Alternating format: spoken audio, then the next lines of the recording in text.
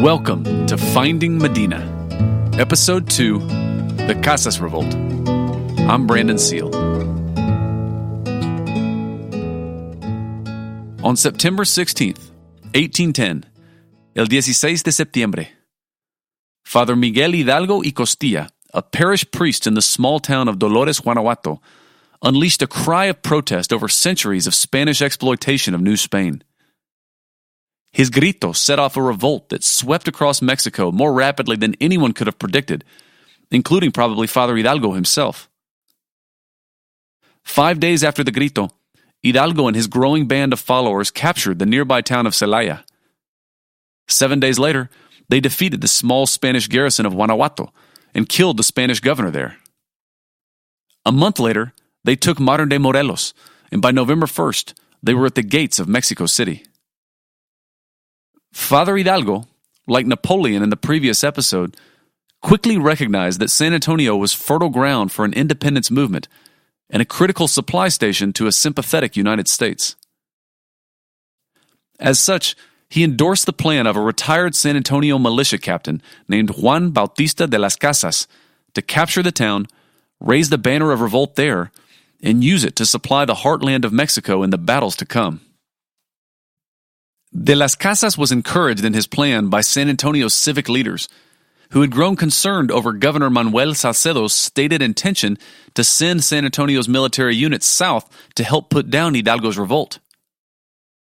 San Antonians were, frankly, still undecided as to the merits of Father Hidalgo's revolt, yet they were united in their opposition to sending away the military units on which the town depended for its defense against hostile Indians, civic instability, and foreign invasions, all of which menaced at the moment. Further, most of the men in the units stationed in San Antonio were from San Antonio, and their departure would have posed severe hardships on local families and the entire community. And so many, if not most San Antonians, were happy to help De las Casas, if for no other reason than to keep their boys at home. Before dawn, on January 22nd, 1811, after several weeks of plotting, and with nearly the entire town as accomplices, De las Casas and most of the local militia marched quietly in columns to the Plaza de Armas. They positioned themselves strategically throughout the square and around town, covering all possible escape routes and focusing their attention on Governor Manuel Salcedo's home.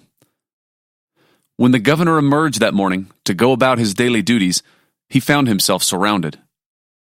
He was arrested, along with his top lieutenants, who were soon marched south to the Rio Grande in chains, after which De las Casas sent out men to Nacogdoches and the rest of the province to capture any other royalists, gachupines as they call the peninsular-born Spaniards, and to announce the arrival of Father Hidalgo's revolution on Texas's shores.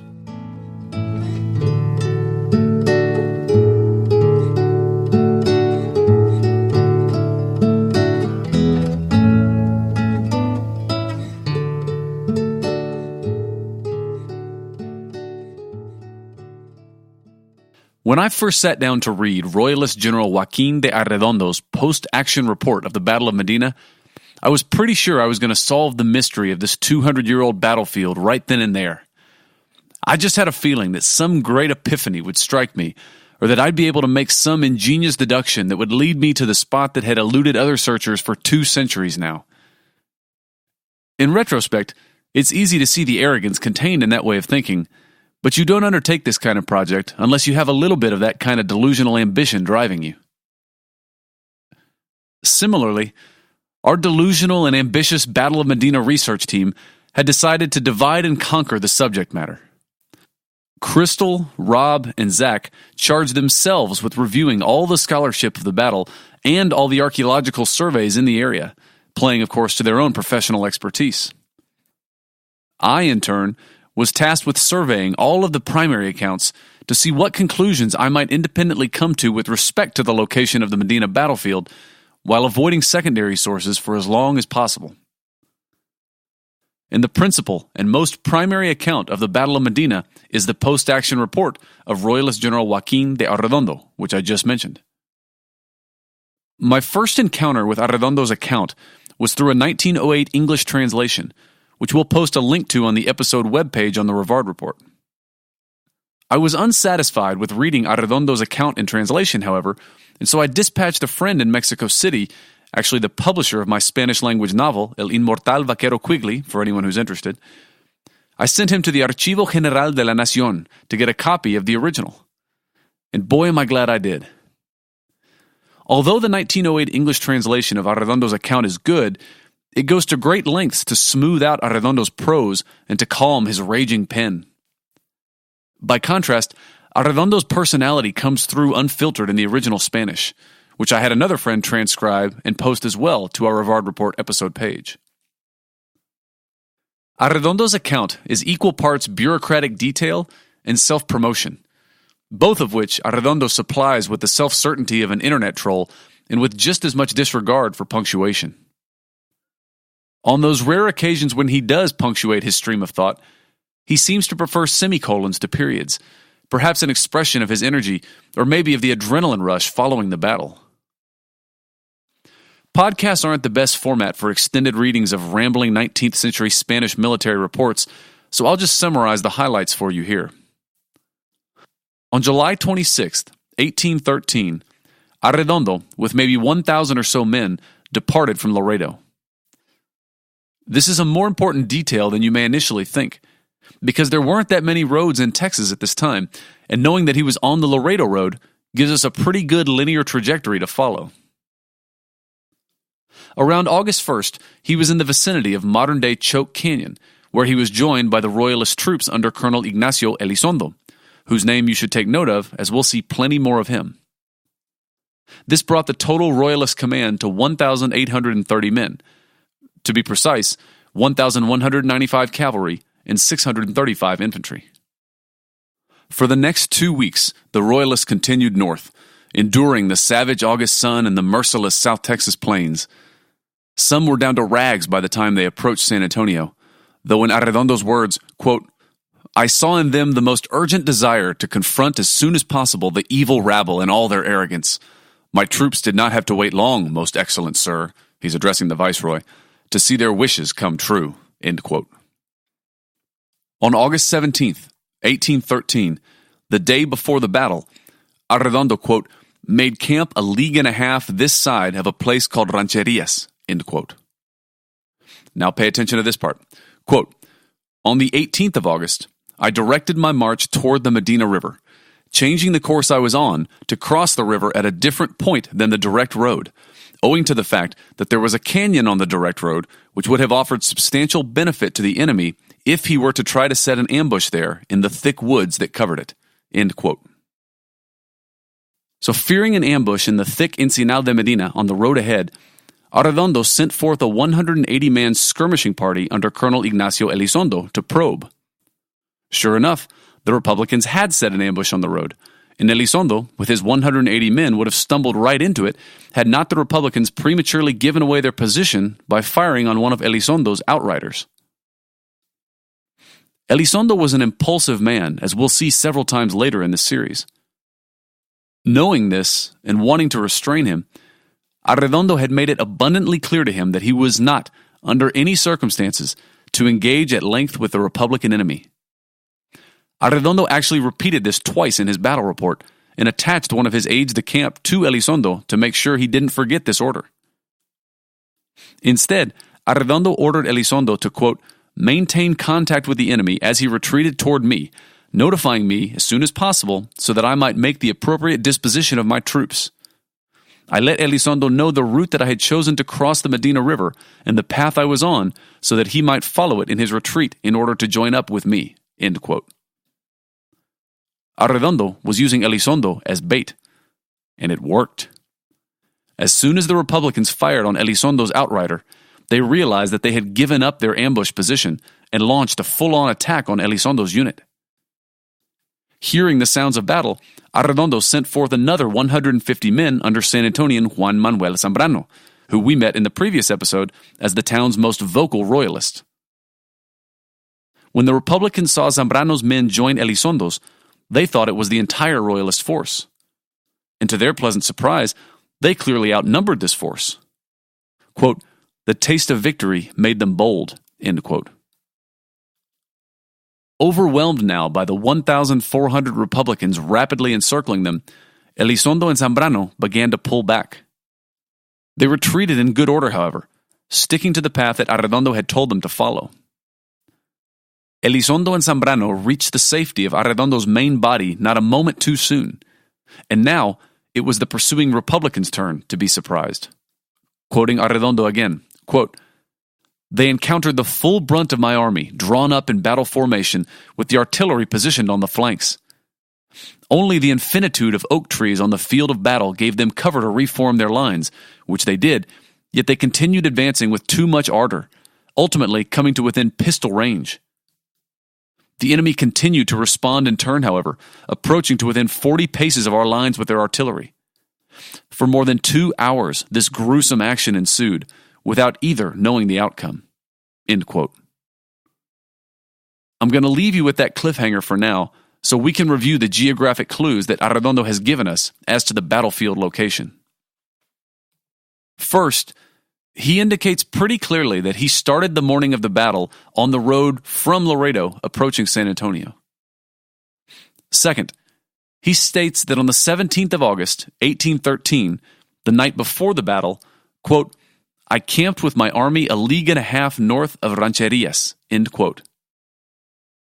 If we could identify Rancherias and confirm the route of the Laredo Road in 1813, we could pretty well fix the position of Arredondo on the morning of the battle, which would be something. Third, and this is the excerpt that every student of the Battle of Medina fixates on, Arredondo's description of his line of march on the morning of battle seems to be a critical clue. We'll read it again. Quote, "On the 18th of August, I directed my march toward the Medina River, changing the course I was on to cross the river at a different point than the direct road." End quote. While I experienced no great epiphany while reading Arredondo's battle account as to the battlefield location, the old Royalist general had given me some good clues to start our search from. Namely, if we could find Rancherias, we could pin down Arredondo's starting point on the morning of the battle. And if we could identify a canyon of some kind on the 1813 Laredo Road, we could probably confirm the spot where the Republicans started on the morning of the battle. Crystal, Rob, and Zach, meanwhile, had reviewed all the known archaeological surveys in the area. Our area of interest wasn't far from the only slightly less contentious and never-built Applewhite Reservoir. As such, quite a few archaeological digs had been performed nearby in the 1980s and 90s during the heyday of the Applewhite debate. Yet none of these archaeological digs had turned up anything. Which seems pretty odd, doesn't it? 3,000 plus men had thrown iron and lead at each other at 40 paces for 2 hours and left behind no evidence of it? It made us wonder if we were even looking in the right part of the world. So then, Crystal, Rob, and Zach went back and carefully reviewed the maps being used by various scholars of the battle and realized that nearly everyone was working off of different presumed routes for the 1813 roads into San Antonio. Unlike most history projects, this one has a correct answer. It's whatever leads us to archaeological confirmation of the location of the Battle of Medina. As we've seen from Arredondo's account, the broad strokes of the battle are pretty well documented, as well as the respective armies' movements in relation to each other. Yet without a precise knowledge of the locations of the roads themselves, where they started their march, where they set their ambush, etc., we might as well have just been throwing darts at a map. But in talking this much about the battle location, we've gotten ahead of ourselves in the narrative a little bit. It's worth our time to step back and revisit the events that set off this revolution in the first place.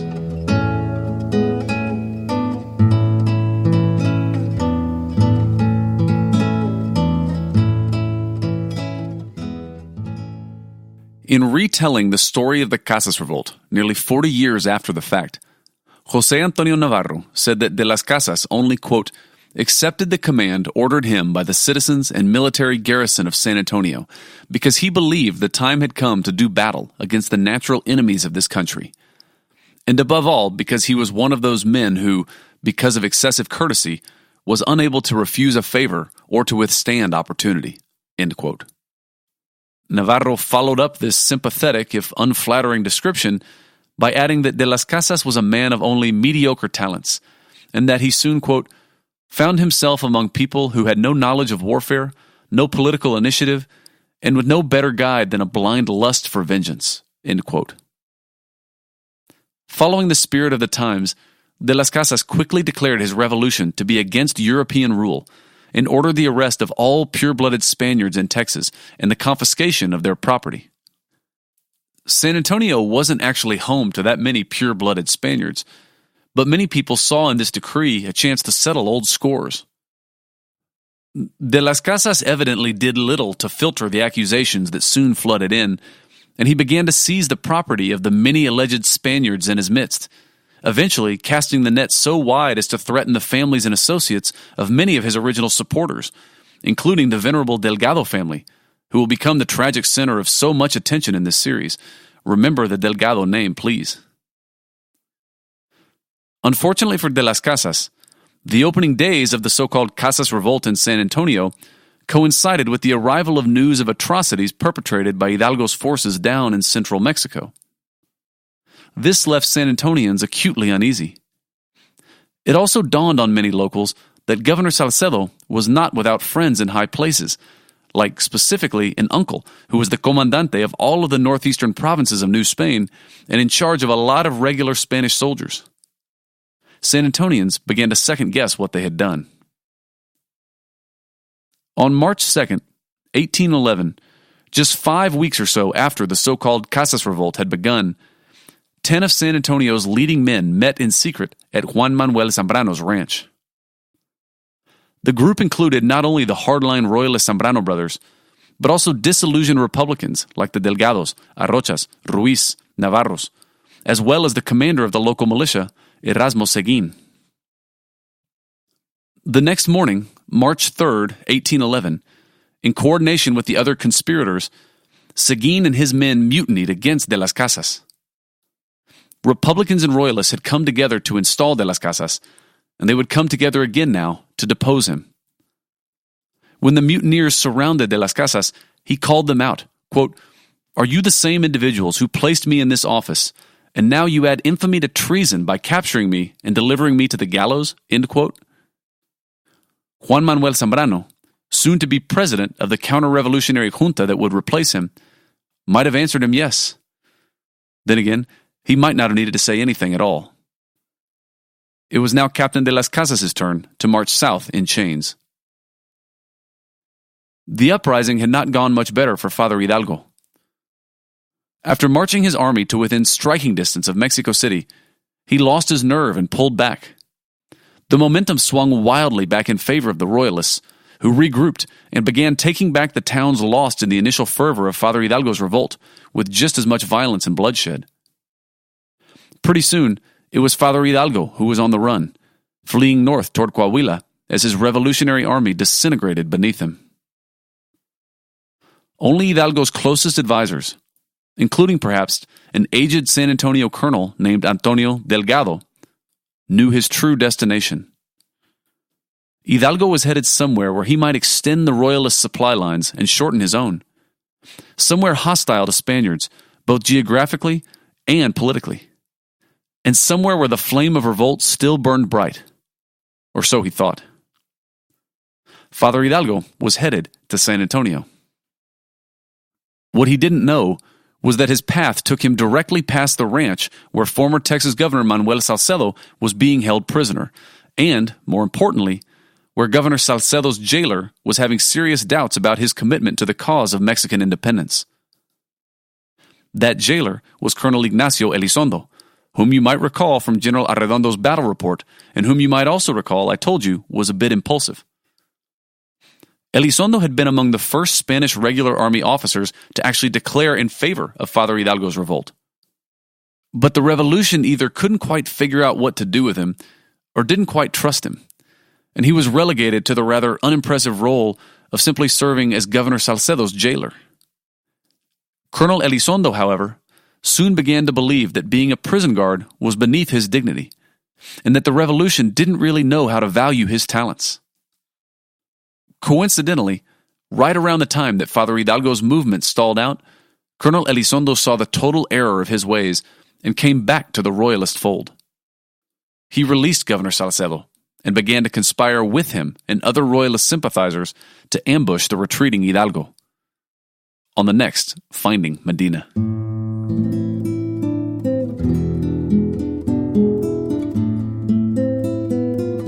Thank you for listening. Make sure to check out the webpage associated with this episode on rivardreport.com, where we've updated our project map and posted General Arredondo's post-action report of the Battle of Medina. I also want to reiterate that the entire premise of this season of the podcast is to bring all the information that we can out into the light in a public forum, where we can draw on the collective or hidden wisdom of our community to try and glean something new about this battle and about its location. So don't be afraid to chime in here on the episode webpage if you think we're overlooking something or have some information that we don't. Also, go to iTunes or Stitcher or SoundCloud or wherever you get your podcasts and leave a review. Because if everyone who listened to this series left a review, it would launch these important historical events to the top of the charts. Editing for this episode was performed by Susana Canseco. Sound engineering by Stephen Bennett. A special thanks to my friend George Gaitan for letting us use his music on this series. You can find out more about him at georgegaitan.tripod.com. Thanks to my SWCA research buddies, Crystal Allgood, Rob Lakowitz, and Zachary Overfield, as well as San Antonio City archaeologist Kay Hines. Thanks to Brian Stauffer, our unofficial Old Spanish document transcriber, to Samantha Alanis, our cartographer-in-chief, to Cesar Gutierrez, my publisher and our official Archivo General de la Nación researcher, and to UTSA's Dean of Libraries, Dean Hendricks, our unofficial all-other document finder. And for more information about our podcasts and other projects, check us out at www.brandonseal.com.